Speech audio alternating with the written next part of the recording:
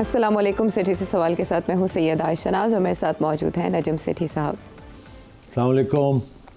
ایک بار پھر ہم بات کریں گے اس پارٹی کی جس میں سب کچھ متنازع ہے.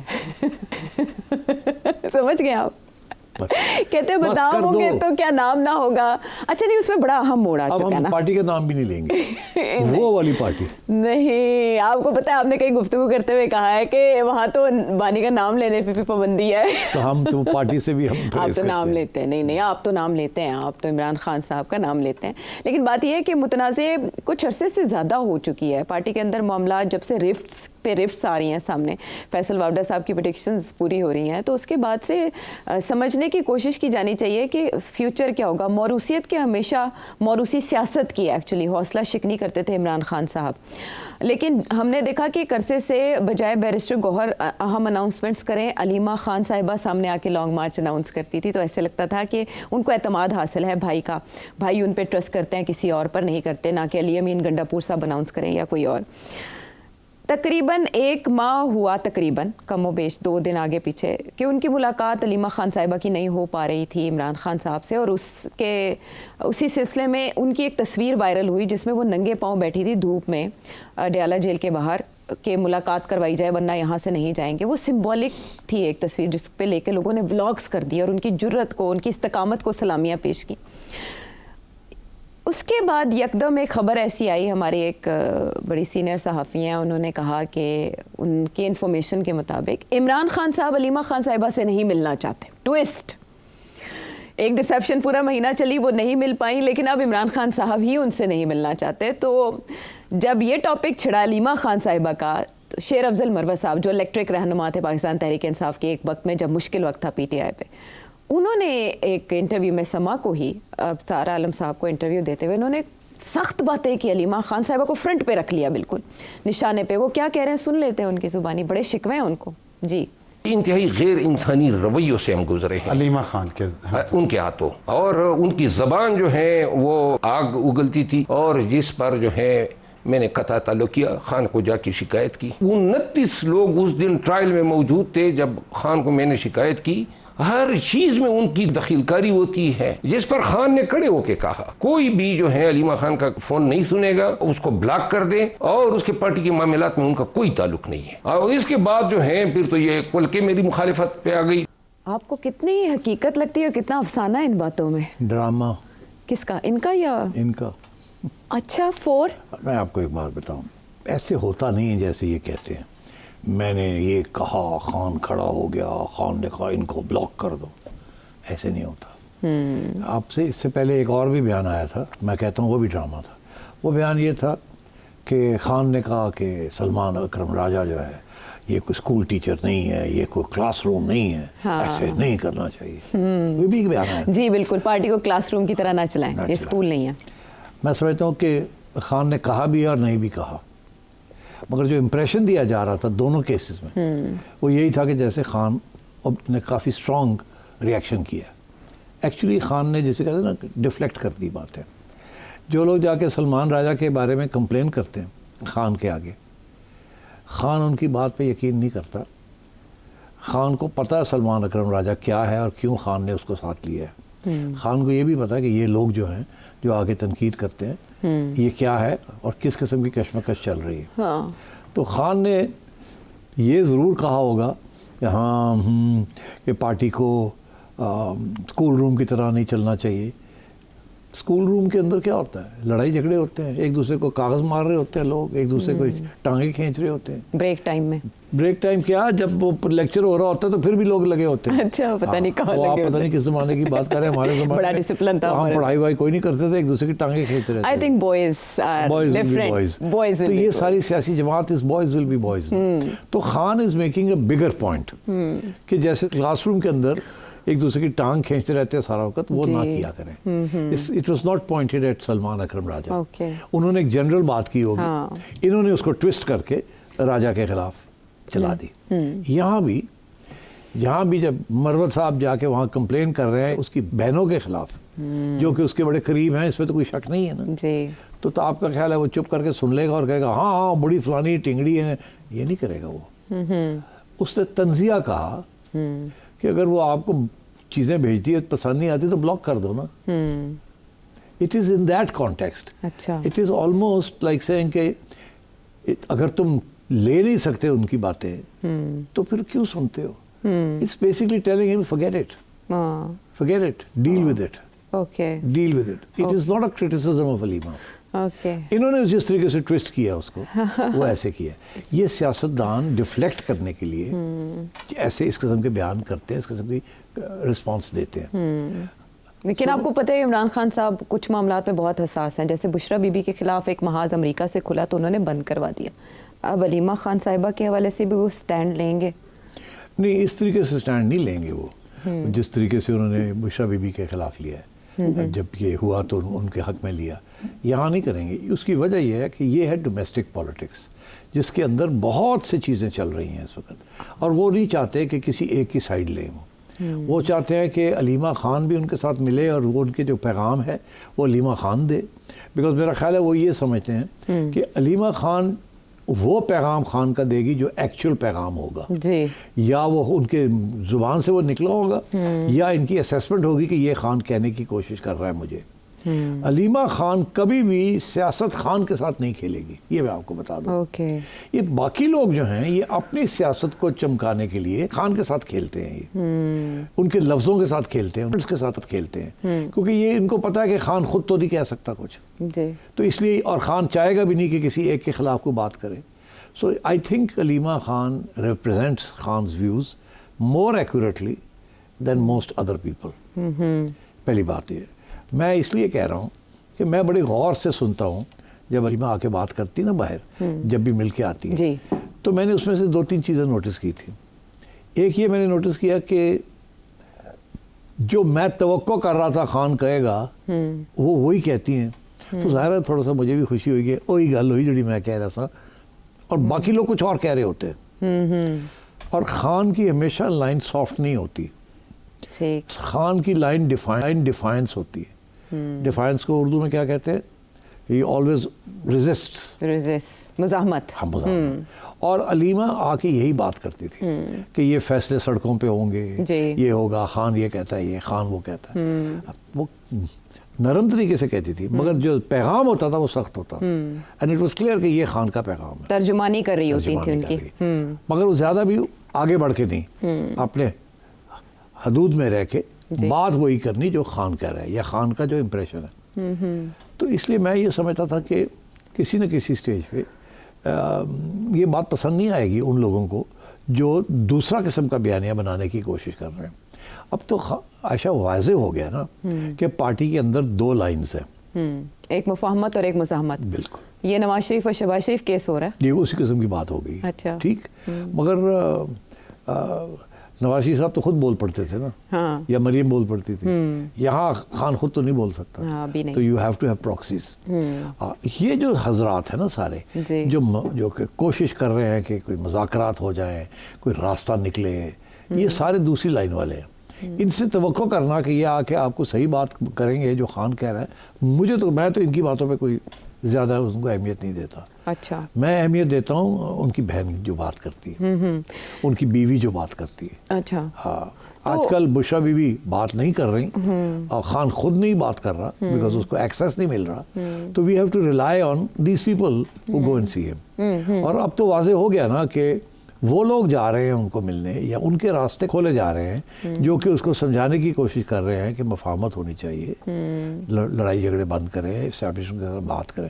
یہاں تک تو اب یہی صاحب جس کی بھی آپ نے کلپ دکھائی ہے, یہ کہہ رہے ہیں جی کہ نومبر میں دسمبر میں مذاکرات ہو رہے تھے بیہائنڈ دا سینس, یہ بھی طے ہو گیا تھا کہ خان باہر آ جائے گا, یہ ہو جائے گا, وہ ہو جائے گا, ساری باتیں آ رہی ہیں باہر. جی, انڈرسٹینڈنگ ہو گئی تھی. تو ابھی یہ خان کی طرف سے تو کوئی ایسی بات نہیں. تو یہ لوگ ہی ہیں جو یہ افواہیں اڑاتے ہیں اور آتے ہیں جاتے ہیں اور افواہیں اڑاتے ہیں اور خان کو منانے کی کوشش کر رہے ہیں. تو میں یہ سمجھتا ہوں کہ یہ جو اس وقت جو علیمہ کے اوپر اٹیک آ رہی ہے اور جس کو اس کو اب روکا گیا فرام میٹنگ خان, وہ اسی لیے کیا گیا تاکہ یہ جو دوسرا بیانیہ ہے یہ چل پڑے, اس کے راستے میں رکاوٹیں نہ ہوں.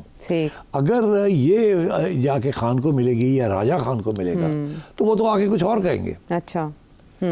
وہ ان کے ساتھ ہاتھ نہیں بٹائیں گے یہ نہیں دوسرے لوگوں بٹائیں کے گے، ساتھ. ہاں. اس لیے ان کی اوپر پابندی لگتی جا رہی ہے کہ ان کا کھلی چھٹی نہ دی جائے، بیکاز یہ تو آگے ڈیریل کر دیں گے جس لائن کو ہم چلانا چاہتے ہیں. اچھا، اس سے پہلے ایسی خبریں بھی تھیں جیسے ڈومیسٹکلی یعنی گھر کے اندر بھی ایک رفٹ ہے، جیسے بھابھی ہیں بشرا علیمہ خان صاحبہ نند اور ان کے بھی کیمپس ہیں، جہاں سے یہ خبر نکلی کہ عمران خان صاحب خود نہیں ملنا چاہتے. وہاں سے یہ بات بھی کی گئی کہ بشرا بیوی کو جیل بھیجنے کے پیچھے بھی کوئی ہے. نان سنس. اچھا، یہ بھی نان سینس ہے، یہ بھی اسی نیریٹو کا حصہ ہے جو الگ چلایا جا رہا ہے. کہا تو یہ کوئی مائنڈ نہ کرے، جس نے بھی یہ کہا یہ از نان سنس. یہ ہو ہی نہیں سکتا کہ خان صاحب نے کہا میں نے علیمہ کو نہیں ملنا. It's not possible. اچھا، یہ بھی جس میں اڑاتے ہیں لوگ یہ باتیں. اگر ایسی بات ہے تو اب وہ نام ان کا آ رہا ہے تو جانے دیں نا، ملنے دیں ان کو. اب ان کی اپنی بنائی ہوئی کمیٹی ہے جو ان کا نام ڈال رہی ہے اپنے، کیوں نہیں جانے دیتے آپ؟ تو ایسی بات نہیں ہے. رکاوٹ کون ہے ویسے رستے میں؟ جیل انتظامیہ ہے؟ جیل انتظامیہ بیچارے انگوٹھا، ان کا کیا، ان کو جو آرڈر آئے گا وہی ہے. یہ تو you know where the order is coming from. جی، یو نو یہ جو جونیز ہیں سارے کہاں جا کے سجدہ کرتے ہیں، آپ کو تو پتہ ہی ہے. تو اس سے کہنے کی کیا ضرورت ہے؟ اور دیکھیے میں آپ کو بتاؤں پوری فل فلیجڈ سیل ہے جو کہ یہ بیانیے بنانا، لوگوں کو تیار کرنا، بھیجنا، ادھر سے چلانا، اس is all part of counter offensive. اب وہ کاؤنٹر اوفینسو بہت حد تک کامیاب ہو گیا نا، کیونکہ ڈیفینگ ہوگی نا پارٹی، ڈویژنز ہوگی نا پارٹی میں، ایٹ ہوم اینڈ ابراڈ. تو اس لیے میں سمجھتا ہوں کہ they don't want the sisters کہ یہ کام کو خراب کرے. اور اسی لیے عمران کو ابھی آئسولیشن میں رکھا ہوا ہے، ملاقات نہیں ہونے دے رہے کہ یار یہ چیز جو ہم نے چلائی ہے اس کو چلنے دینا تھوڑی دیر، اور کنفیوژن ہو اور لڑائی جھگڑے ہوں اور ایک دوسرے پہ الزام بازی ہو اور کریڈیبلٹی ایک دوسرے کے گرائے. So I think it's a good strategy. اچھا، ایسے کچھ عرصے سے یوں لگا کہ جیسے پارٹی میں نمبر 2 کی تلاش بھی ہو رہی ہے کہ جانشین کون ہو سکتا ہے عمران خان صاحب کا، جس میں عمران خان صاحب ٹرسٹ کریں. کبھی بشرا بی بی کا نام سامنے آیا، ان کے ہسٹری دیکھتے ہوئے پولیٹیکلی جو انہوں نے رول پلے کیا، اور علیمہ خان صاحبہ کو دیکھتے ہوئے ہارڈ لائنر اگر چننا پڑے عمران خان صاحب کو اپنے جانشین کے طور پہ، کسی کو سونپنا پڑے، تو ان دونوں میں سے وہ کس کا انتخاب کریں گے؟ میرا خیال ہے خان کسی کا بھی نہیں کرے گا. He will never take that route کہ یہ ان کے لفظ سے کوئی بات نکلے گی نہیں، کبھی نہیں نکلے گی کہ اگر مجھے کچھ ہو گیا تو فلانا جو ہے وہ پارٹی کو چلائے گا. He will never do that. He will never consider the possibility that he will not lead the party.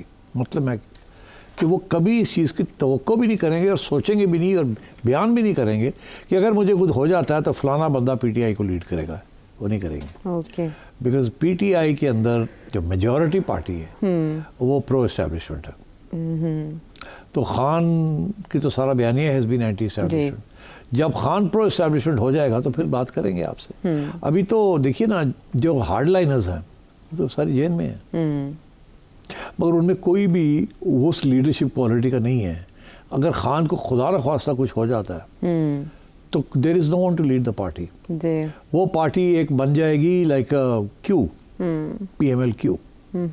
وہ اسی صورت میں چلے گی جب اس کو اسٹیبلشمنٹ چلائے گی، اور وہی جہانگیر ترین جیسے دوست آ کے اس کو چلائیں گے. وہ تو بھی کوئی سٹیج نہیں ہے نا، بیکاز یہ سارا جو سپورٹ ہے، جو کلٹ ہے، is for Imran Khan, is not for anybody else. کوئی سیکنڈ لیڈر نہیں ہے پی ٹی آئی کے اندر. دیکھیے نا ہر جماعت میں کوئی سیکنڈ تھرڈ لیڈرز ہوتے ہیں نا.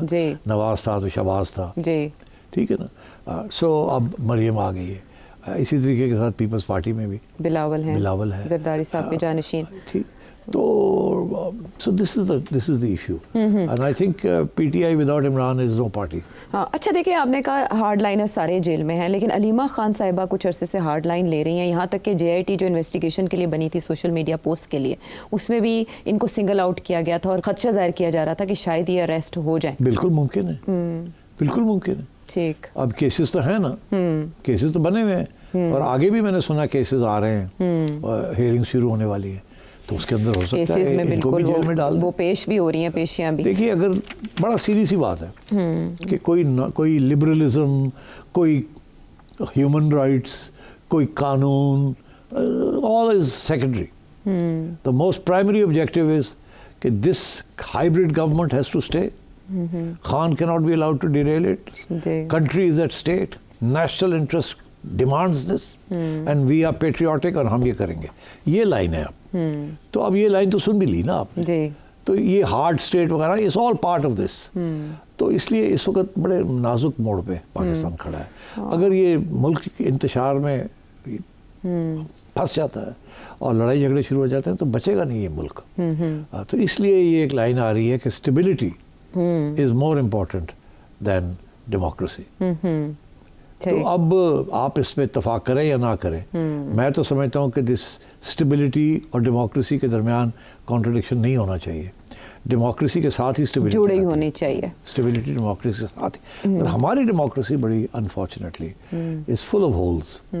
بڑی موقع پرستی ہے مور دین ڈیموکریسی. خستہ حالت ہے. اور یہ سب اداروں میں ایسے ہی ہے. اس لیے اس ملک میں ڈیموکریسی کی بات کرنا ٹھیک ہے, کرنی تو ہمیں چاہیے, بیکاز آئین کے مطابق یہ وہی ہمارا ایک اصول ہے, وہی ہمارا مقدر ہے, and so on. But at the end of the day جس قسم کے تھریٹس آ رہی ہیں آپ کو نیشنل سیکیورٹی کو, اس میں انارکزم, کیوس, اگر یہ چیزیں آگے بڑھ گئیں تو بڑا مشکل ہو جائے گا سروائیو کرنا. اچھا, یہ باقاعدہ آبزرو کیا جا رہا ہے اور اس پہ آپ نے بھی بہت دفعہ بات کی کہ 1 سال پہلے انتخابات کو تقریباً 1 سال 1 ماہ ہو چکا ہے. 1 سال پہلے پاکستان تحریک انصاف کے مطالبات اور تھے, اور اب یہ حالت ہے کہ اب بجائے یہ کہ مطالبات رکھیں, سروائیول کی طرف آ رہے ہیں کہ ریلیف مل جائے, رہا ہو جائے, پارٹی کو کوئی بریدنگ سپیس مل جائے. اس سچویشن تک پارٹی کو پہنچانے میں کس کا کردار ہے پی ٹی آئی؟ یہ سب لوگوں کا جن کو آپ ہر روز مجھے کلپ سناتے ہیں. علیمہ خان صاحبہ کا کتنا ہے اس میں؟ کوئی رول نہیں ہے. ان کا نہیں ہے. عمران خان صاحب کا اپنا؟ نو.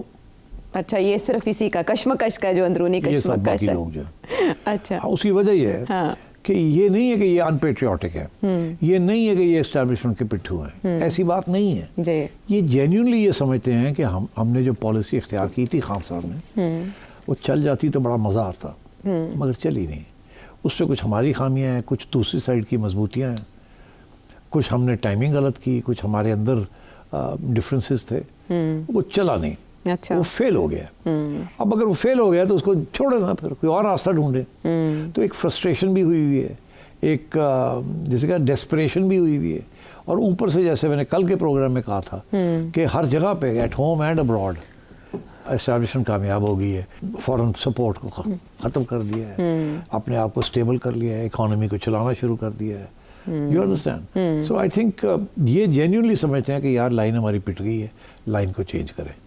اب اسی لیے اب یہ ہے نا, پہلے یہ تھا ریزسٹنس, اب یہ ریلیف. ریزسٹنس کامیاب نہیں ہوئی, اڑ گئے. اب پھر یہ ہے کہ چلو ریزسٹنس ریلیف ہی صحیح, کچھ اسپیس تو اپنے لیے کریٹ کرے نا. یہی پالیسی ہمیشہ نون لیگ کی رہی تھی, محترمہ کی بھی یہی پالیسی تھی. ریزسٹنس فیل ہو گیا, ریلیف. ریلیف کے اندر گھس گئے, اندر اسپیس کریٹ کی اپنے لیے, پاؤنڈ اڑایا اندر, اور پھر سازشیں کرنی شروع کر دی.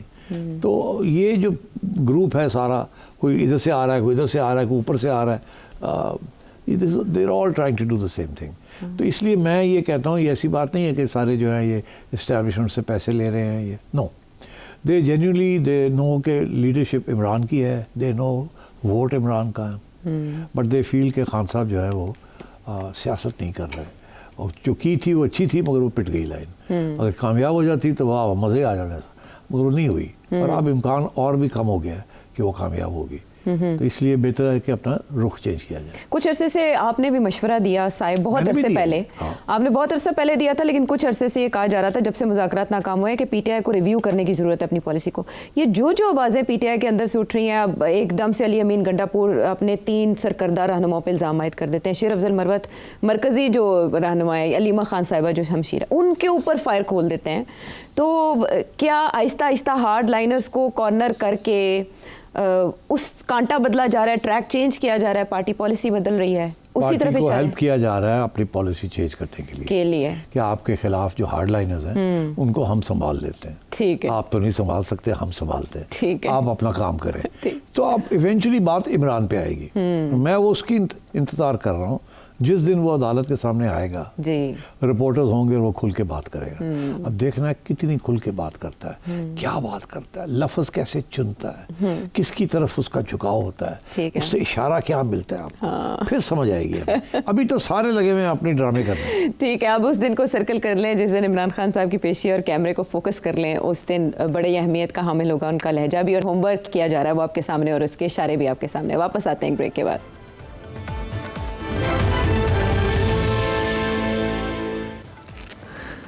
Welcome back to the show. एक ड्रामे का डायलॉग था, कोई एक मुसीबत है इस हुकूमत के लिए, कोई एक मुसीबत है, बड़ी मुसीबत है, बहुत मुसीबतें हैं, और उन मुसीबतों में इजाफा तब होता है जब आपके इत्तेहादी भी आपको ललकारना शुरू हो जाए। लेकिन ज़ाहिर है बुनियाद में कोई इश्यूज़ हैं। केनाल्स वाला इशू आपने कितना डिस्कस किया, उस पर बिलावल भुट्टो जरदारी तो जैसे कोई मार्जिन देने को तैयार नहीं है हुकूमत को, और उन्होंने खिताब करते हुए जो कहा, उनकी टोन सुने और फिर बताएं हमें कि कितनी संजीदा धमकी है ये। ठीक है। पानी की मुनसिफाना तकसीम ये एक ऐसा मसला है जो वफाक को खतरा में डाल सकता है, मगर हमेशा की तरह ये इस्लामाबाद वाले अंधे हैं, बहरे हैं, आपका वजारते पे हम लात मारते हैं, वो आज भी मानने के लिए तैयार नहीं, और अगर वो मानने के लिए तैयार नहीं तो हम भी पीछे हटने के लिए तैयार नहीं।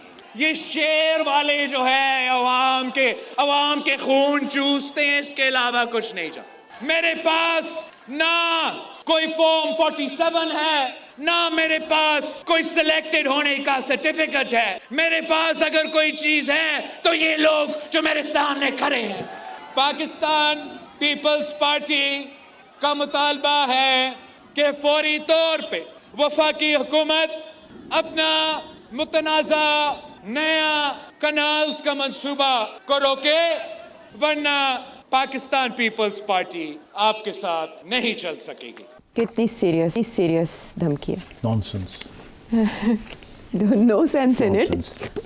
मसला क्या है? क्या मसला ये है कि कहते हैं कि ये इस्लामाबाद वाले, इस्लामाबाद वालों में तो सबसे ऊपर बड़ा सबसे इस्लामाबाद वाला तो आसिफ जरदारी है। सदर तो बात आ गई है ना कि मीटिंग हुई थी जी। प्रेसिडेंसी में, जरदारी साहब थे, मोहसिन नकवी साहब थे और लोग थे, जब ये कनाल्स वाली इशू की ब्रीफिंग दी गई और ओके लिया गया, इसीलिए तो चुप हैं वो, ठीक है ना। तो वो तो ओके मिल गया था, अब पता नहीं उसमें क्या स्टेक्स थे, क्या किसके स्टेक्स थे, किसके स्टेक्स नहीं थे, या समझ ही नहीं आई कि इसके क्या माने हैं। पर ऐसे तो हो नहीं सकता ना कि समझ ना आए। पानी का मसला है और जरदारी साहब को पता नहीं है, नो। तो अब बैक ट्रैकिंग हो रही है पीपल्स पार्टी की। वो क्यों? साल हो गया इस प्रोजेक्ट को, शोर पड़ गया 3 महीने पहले। तो पहले 9 महीने क्या होता रहा? ये हुआ ये है कि सिंधी नेशनलिस्ट, GM सैयद की सियासी सोच रखने वाले वो और नौजवान तबका आजकल उनकी मूवमेंट चली, उनके बेटे की मूवमेंट चली, और आजकल नेशनलिज्म और सब नेशनलिज्म को ज़माना है। अगर आप बलूचिस्तान में देख रहे हैं सिंधी कि वहाँ ये हो रहा है तो वो ये भी करेंगे। PTM कर रही है, हर जगह पे नेशनलिज्म उभर रही है, तो वो तो लोग करते हैं। तो वो जब वो कर रहे हैं तो अब सडनली पीपल्स पार्टी को जाग उठी है, वो मारे गए, ये तो हमारी कंस्टिट्यूंसी है, ये हम कैसे इनको इनके हवाले करते हैं इस कंस्टिट्यूंसी को, तो इसलिए हमें कुछ कहना पड़ेगा। तो फिर ये फैसला हुआ कि प्यो चुप रहे तो पुत्र बोले। अच्छा। तो पुत्र ने सोचा कि अगर मैं बैठा रहा इस्लामाबाद में तो मैं कैसे बोलूँगा, तो बेहतर ये है कि पहले मैं थोड़ी सैर सपाटे कर रहा हूँ, फिर आ जाऊँ, आके बैठूँ, फिर मैं शुरू कर दूँ एज अ सिंधी नेशनलिस्ट। तो अब ये सिंधी बन गए हैं, इस्लामाबाद में गवर्नमेंट के साथ बैठे हुए हैं, धमकी ये दे रहे हैं कि जी हम गवर्नमेंट को छोड़ देंगे। वजारतों को कह रहे हैं, हालांकि ओहदों को कहना चाहिए था, वजारतें तो हैं ही नहीं इनके पास, तो है ही नहीं, ओहदे हैं। अच्छा। वो भी इलामती। मगर आयशा, जिस दिन पीपल्स पार्टी ने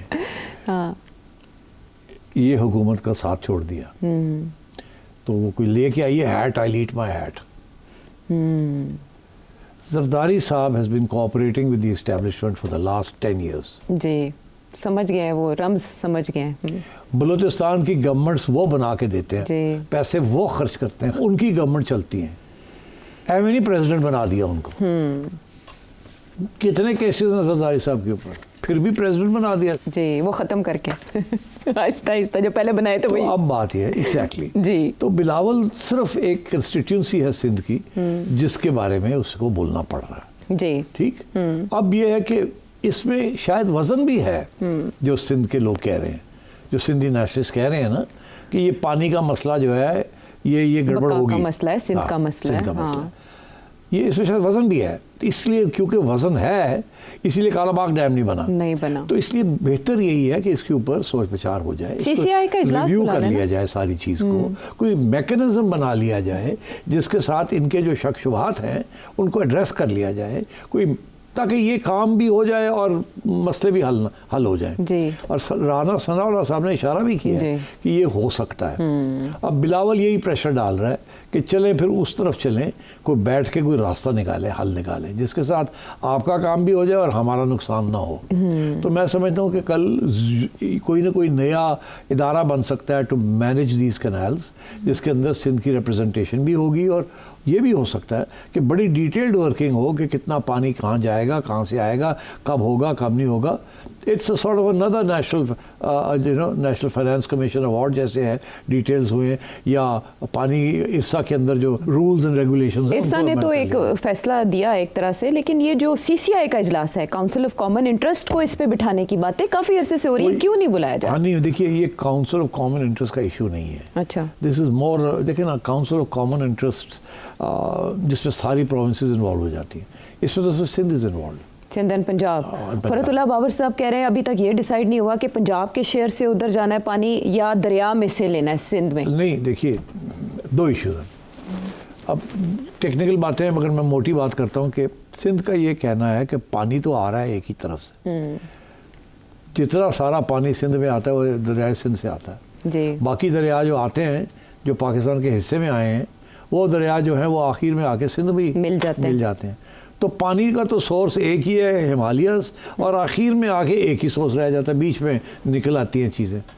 تو جب آپ پانی سے, راستے میں سے کہیں سے بھی پانی نکالیں گے تو اس کا اثر تو پڑے گا جو پانی نیچے پہنچتا ہے. بالکل, یہ تو موٹی بات ہے, یہ تو بالکل واضح ہے. مگر دوسری سائڈ یہ جب کہتی ہے کہ نہیں ہم تو راوی سے لیں گے, ستلج سے لیں گے, جب وہ فلڈ میں ہوتے ہیں ہم یہ کریں گے, ہم مانیٹر کریں گے, ہم یہ کریں گے, اور ہم میک شور کریں گے کہ جتنا پانی آپ کو انڈس سے مل رہا ہے اتنا ہی ملے. تو وہ کوئی گارنٹیز دے نا کہ سندھ سے, دریائے سندھ سے جو اس وقت پانی پنجاب کی کنالز کو جا رہا ہے, کیا اس کو کم کریں گے تاکہ یہ پانی جو ہے ان کنالز کے اندر, جو باقی پنجاب کی کنالز کے اندر جانا ہے.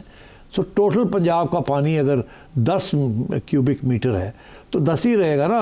اگر 12 بن جاتا ہے تو 2 کہیں سے نکلے گا نا, تو وہ وہیں سے نکلے گا نا جو پانی سندھ میں جاتا ہے. تو ان کا بڑا سمپل سا موقف ہے کہ ہمیں بتائیں یہ کیسے ہوگا. یہ پانی کو ایکسٹرا پانی تو نہیں آ رہا. یا تو یہ گورنمنٹ یہ کہے کہ ہم یہ کینال پروجیکٹ کے ساتھ ریزروارز بھی بنا رہے ہیں, 1-2 ڈیمز اور بنا رہے ہیں, تاکہ اس وقت اتنا پانی سندھ کو جاتا ہے, یہ پانی کم نہیں ہوگا, یہ زیادہ ہی ہو جائے گا. بیکاز ہم سٹوریج بھی کریں گے, ہم یہ بھی کریں گے, ہم وہ بھی کریں گے. مگر ادھر تو ابھی تک کوئی توجہ نہیں دی. ابھی تو یہی کہا جا رہا ہے کہ 4-5 کنال نکلیں گی اور یہ کنال جو ہے 1 ملین ایکرز کو جا کے اریگیٹ کریں گی.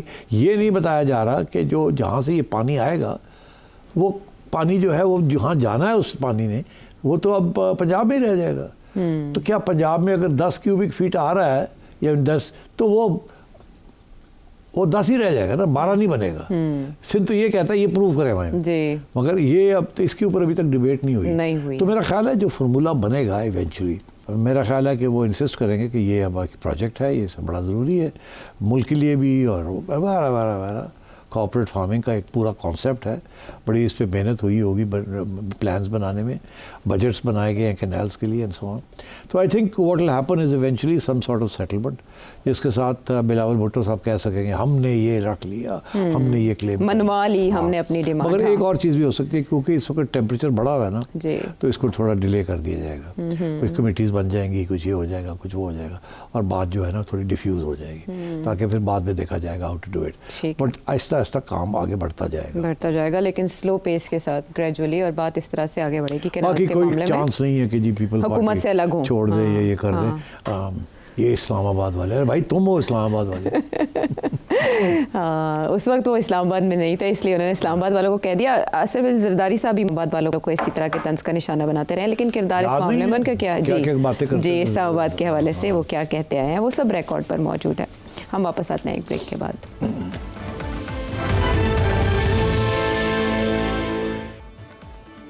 ویلکم بیک ٹو دا شو. حسب وعدہ آپ سوال شامل کر لیتے ہیں. کل آپ کو ہم نے جو یقین دہانی کرائی تھی اس کے مطابق سلمان صاحب کا پہلا سوال. میں نے آپ کی ریسنٹلی ایک بک پڑھی ہے, پاکستان انڈر بے نظیر بھٹو, والیوم 1. تو میرا سوال یہ ہے کہ آپ MNS کے بارے میں کب لکھیں گے؟ وہ بھی 3 دفعہ کے پرائم منسٹر ہیں, اور آپ کی بک پڑھ کے مجھے اندازہ ہوا کہ آپ کافی کرٹنگ ہیں MNS کے, اور مجھے خوشی بھی ہوئی کہ آپ نے ایک اوپنلی ایک چیز جو ہے اس کو مان لیا کہ آپ نے انٹیرف سیٹ اپ میں جو احتساب کا قلم دان آپ کو ملا تھا وہ آپ کا ایک ریگریٹ ہے، آپ نے لکھا ہوا ہے. سو یہ بتائیں کہ آپ نواز شریف کے جو ادوار ہیں اس کو نئی قلم بند کریں گے؟ میرا خیال ہے میں کلیریفائی کر دوں کہ میں نے اس وقت 5 کتابیں شائع ہوئی ہیں. اس میں سے پہلی کتاب ہے بے نظیر بھٹو صاحبہ کا دور 1988 سے لے کے 1990 تک، یہ والی ٹروئکا. دوسری کتاب ہے نواز شریف کا دور 1990 to 1993، یہ بھی شائع ہو چکی. تیسری ہے بے نظیر بھٹو صاحبہ کی واپسی، اور 1993 to 96، اینڈ دین لاسٹ ہے 1990 نواز شریف صاحب کی 1997 to 1999 کارگل والی. اور اس کے بعد پھر ایک 5ویں ہے بیچ میں مشرف صاحب کا دور جو ہے وہ گول کر کے ہوں، اور اس کے اوپر کام ہو رہا ہے، انشاءاللہ وہ بھی شائع ہو جائے گی ان دا نیکسٹ 3 months. مگر 5ویں آخری کتاب جو ہے وہ عمران خان، آپ کے پیارے عمران خان صاحب کے اوپر سیم پیج، وہ بھی شائع ہو گئی. وہ انفیکٹ وہ واحد کتاب ہے جو اردو اور انگریزی دونوں میں ہے، یہ والی جس کی تصویر آپ کے سامنے آ رہی، سیم پیج ٹوٹ گیا. اچھا یہ بھی آپ کو بتا دوں کہ اس کتاب کے بعد میں نے لکھنا بند کر دیا، قلم توڑ کے پھینک دیا. میں نے کہا بہت ہو گیا، اب ساری باتیں پرانی دہرانے کی فائدہ کوئی نہیں. تو یہ 5 کتابیں شائع ہے. آپ مہربانی کریں، میں تھوڑی سی مارکیٹنگ بھی کر لوں، آپ مہربانی کر کے ساری خریدو، ساری پڑھو، دیکھو کہ ہر سٹیج پہ میں کیا کہتا رہا ہوں اور کیسے معاملے چلتے رہے ہیں. سو اٹس لائک انگریزی میں اس کو کہیں potted history of Pakistan from 1988 to 2022. Musharraf صاحب کے 10 سال جو ہیں انشاءاللہ اس کے اوپر بھی 2 کتابیں نکل آئیں گی. تو یہ صورت حال ہے، اور کافی جائزہ رہا ایٹ ایوری سٹیج. تو آپ یہ کہہ سکتے ہیں کہ ہر ایک کو میں نے ناراض کیا ہے، کسی کو مطلب اوور ویلمنگ سپورٹ نہیں دی، مگر پھر بھی اس کے باوجود I am still in the game. میں سمجھتا ہوں کہ گیم چلنی چاہیے. میں سمجھتا ہوں جیسے بھی ہے، جیسی بھی جمہوریت ہے، جیسے بھی ہمارے قانون ہیں، ہمیں اس ملک کو چلانا ہے، اور ایک آئین ہی ہے جس کو ہم نے ساتھ لے کے چلنا ہے. ٹھیک ہے، یعنی قلم توڑ دیا لیکن ٹائپنگ جاری لکھ رہے ہیں. علی کراچی سے. سیٹھی صاحب، کہا جا رہا ہے کہ پی ٹی آئی کو مینیج کر لیا گیا ہے، عدلیہ کو مینیج کر لیا گیا ہے، سارے اداروں کو مینیج کر لیا گیا ہے. 1947 سے ہم اب تک مینجمنٹ کرتے آ رہے ہیں اور ہر کسی کو مینیج کر دیتے ہیں. ہم محترمہ فاطمہ جناح کو مینیج کرتے ہیں، ہم ذوالفقار بھٹو کو مینیج کرتے ہیں، ہم نواز شریف کو مینیج کرتے ہیں، ہم بہت ساری اور پارٹیوں کو بھی مینیج کر چکے ہیں. اس کے علاوہ ہمارے پاس جتنے بھی ریزسٹنس گروپ ہیں جو کہ ریاست کے خلاف ہیں، ان کو بھی مینیج کرتے ہوئے آ رہے ہیں. انفارچونیٹلی ایک بھی پرابلم آج تک ہم سارٹ آؤٹ نہیں کر سکے ہیں. تو پی ٹی آئی کو جو مینیج کر لیا گیا ہے، یا اوورسیز پاکستانیوں کو جو مینیج کر لیا گیا ہے، یہ کب تک چلے گا؟ کیونکہ ہم نے کہا تھا کہ ہم نے دہشت گردی کی کمر توڑ دی. اب وہ ٹوٹی ہوئی کمر کی سرجری کرا کے دوبارہ سے کھڑے ہونا شروع ہو گئے، اور ہم نے دیکھا کہ کتنی زبردست دہشت گردی ہوئی ہے پاکستان کے اندر پچھلے دنوں. تو یہ پی ٹی آئی کو جو مینیج کر لیا گیا ہے، یہ مینیج واقعی کر لیا گیا ہے یا اسی قسم کا کوئی مسئلہ ہے؟ جی بڑا اچھا سوال ہے. اس سے کوئی شک نہیں ہے کہ 75 سال ہو گئے ہم مینیج ہی کرتے آ رہے ہیں، اور وہ مینجمنٹ جو ہے وہ ہر 10 سال کے بعد بریک ڈاؤن ہو جاتی ہے، پھر نئی مینجمنٹ آ جاتی ہے، پھر آپ 10 سال کے بعد وہ بریک ڈاؤن کر جاتی ہے، پھر نئی مینجمنٹ آ جاتی ہے. تو اگر آپ تاریخ کا ریکارڈ دیکھیں تو اس کا یہ مطلب ہے کہ یہ اس وقت جو مینجمنٹ ہو رہی ہے پی ٹی آئی کی، یہ بھی بریک ڈاؤن کر جائے گی کسی نہ کسی سٹیج پہ، اور پھر پہیہ جو ہے اس کو پھر ری ڈسکور کیا جائے گا. مطلب یہ ہے کہ گھوم پھر کے کھوتا اتھے ہی آ کھلوندا ہے، پھر مینیج کرتا ہے، پھر اتھے کھلو کے آ جاتا ہے، اور ایوری ٹائم وہ وہیں آتا ہے. تو اس وقت اور حالات خراب بگڑ گئے ہوتے ہیں. سو پرابلم یہی آ رہی ہے کہ دیکھیے نا، نیکسٹ ڈور انڈیا میں ایسے نہیں ہے، انہوں نے نہیں یہ کیا مینجمنٹ کا پرابلم. انہوں نے پہلے دن سے ہی ایسا سسٹم بنایا جس کے اندر ہی مینجمنٹ کے سارے راستے ہیں، رکاوٹیں بھی ہیں اور سولوشنز بھی ہیں، اور وہ ہے آئین کے مطابق چلتے ہیں، اور ایک فری اینڈ فیئر الیکشن کراتے ہیں، اور اس کے بعد لڑائی جھگڑے فوج کے ساتھ نہیں کرتے، اور فوج اوبے کرتی. اور سیاستدان ایٹ لیسٹ اس چیز کے اوپر یونٹی ہے کہ اگر آپس میں لڑائی کرنی ہے تو فوج کے پاس نہیں جائیں گے کہ آپ جج بن جائیں، آپ نیوٹرل امپائر بن جائیں. وہاں یہ اتفاق ہے.